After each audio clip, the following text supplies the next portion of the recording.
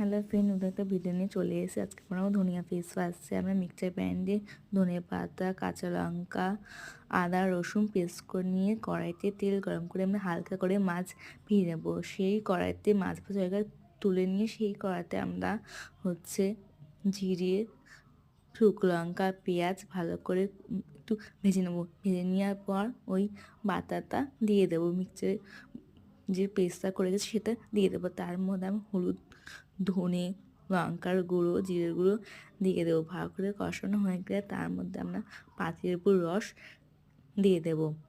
তার মধ্যে আমরা ভেজে রাখা আলুটা দেব। একটু কষিয়ে নেওয়ার পর আমরা গুঁড়ো দুধ দেব। একটু ভালো করে কষিয়ে নেওয়ার পরে তার মধ্যে আমরা জল দেব। একটু জল ফুটে আসছে, সেই ভাজা মাছগুলো দিয়ে দেবো। ভাজা মাছগুলো দিয়ে ফুটে আসছে, তার মধ্যে আমরা ধনেপাতা দিয়ে দেব। ভিডিও ভালো লাগলে লাইক, শেয়ার, কমেন্ট করে যাবেন। ধন্যবাদ। যদি আরও কোনো ভিডিও দেখতে চান রান্নার রেসিপি, তাহলে কমেন্ট করতে পারেন।